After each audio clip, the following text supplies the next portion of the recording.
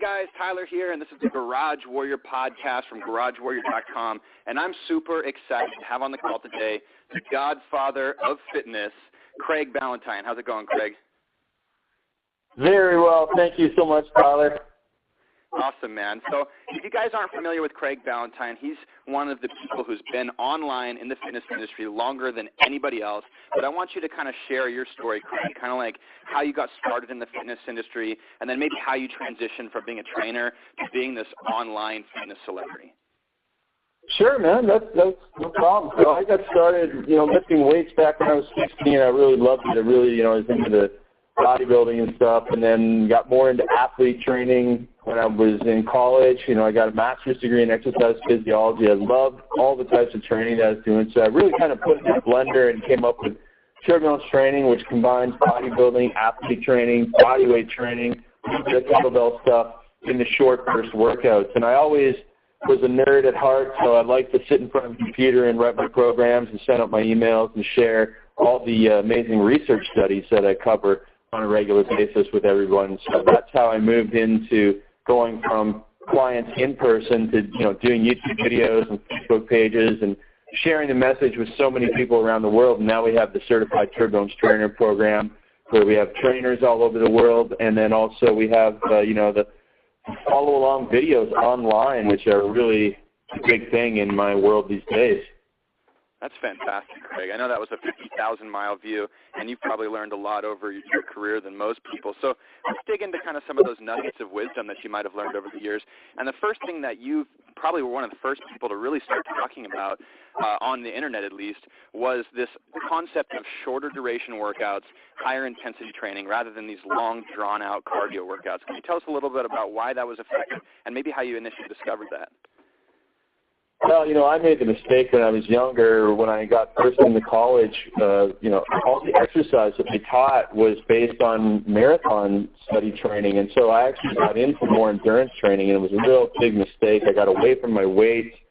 I lost some of my muscle. I got weak. I got slow on the field because I was playing soccer and also on the ice I was playing hockey. So I made a big mistake. And then in my undergraduate thesis and then in my master's degree, I did a lot of research on interval training and heavy resistance training and hormones, and I found that the best way to train was short workouts, intense interval training, and that was, late 90s, and I started training people, the athletes that I was training as a strength coach. I started making them faster and fitter in just a couple of weeks, and it was really incredible the results you can get from short workouts, because it all comes down to the metabolic adaptations.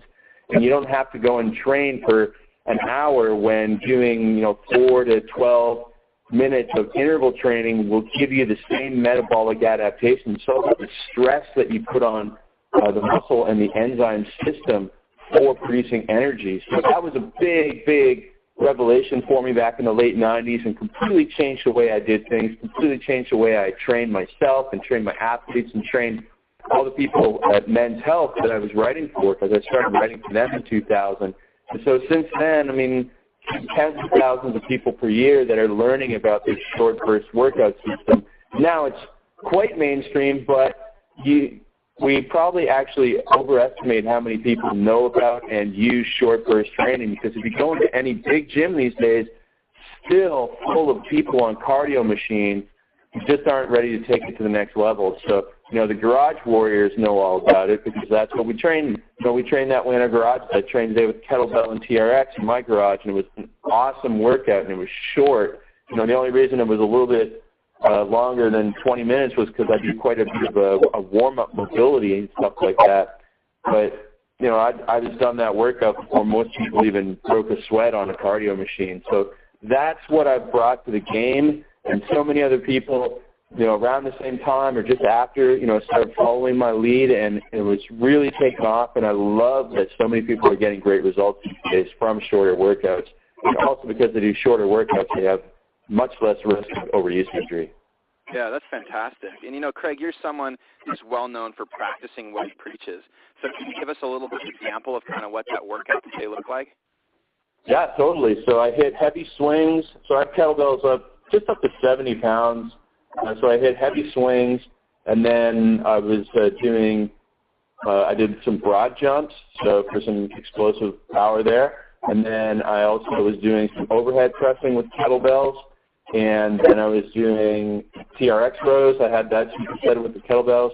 And then I just started doing, because I'm not a huge kettlebell fan, but, because I just don't get into it like some people do, but I just started doing double kettlebell front squats. And, I mean, that is a real serious exercise. You can't take your way through that one at all. So I did that.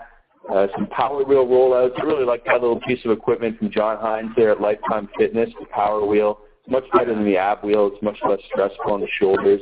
And then I finished off with, I like to put 2 kettlebells on the ground and do close grip push-ups with my hands in the handles. It makes for a different, more stressful to the triceps, close grip push-up and a little bit easier on the wrist joint for people that don't like to do traditional push-ups.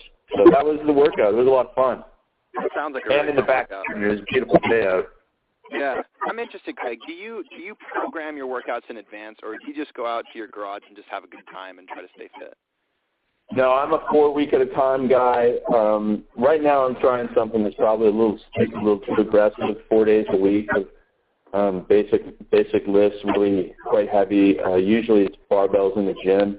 But I do stick to a 4-day-per-week program. I'm heavily influenced by Jim Wendler's 5-3-1 program. Sure. Right now I'm getting away from it a little bit, just doing this experimental one to see how aggressive I can go with repeated squatting and during the week. So that's what I'm playing around with right now. But it's always, same with the turbulence training, there's a lot of randomness and chaos to it, but it is all within a structured 4-week program, so that you repeat the workout at least once a week for 4 weeks. I really do believe more in that structured system than in the randomness. So that said, there's a lot of fit people that do stuff differently every day and are obviously getting results too. But I like my way the best.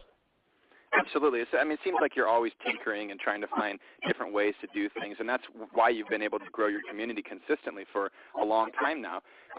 What do you kind of get people to start out at? If somebody is on the cardio machines, they are doing the traditional bodybuilding, or even worse, maybe like some machine workouts or something like that. What's the first step they need to take? Well, the great thing is those people are going to get the best results the fastest.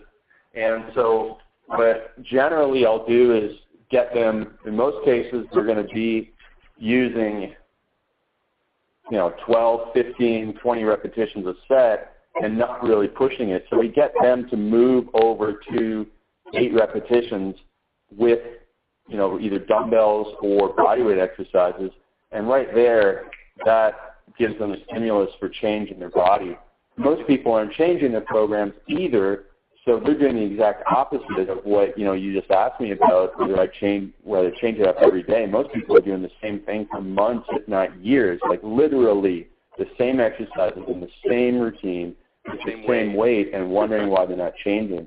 And so you need to put the stimulus on the body. This is how you break down training. And training is this. You go into the gym to put a stimulus on the body so that when you leave the gym, your body adapts to the stimulus. And that's why you don't have to train every day. And that's why you have to change things at least every 4 to 6 weeks, because the body adapts to the stimulus. It's just like a construction worker.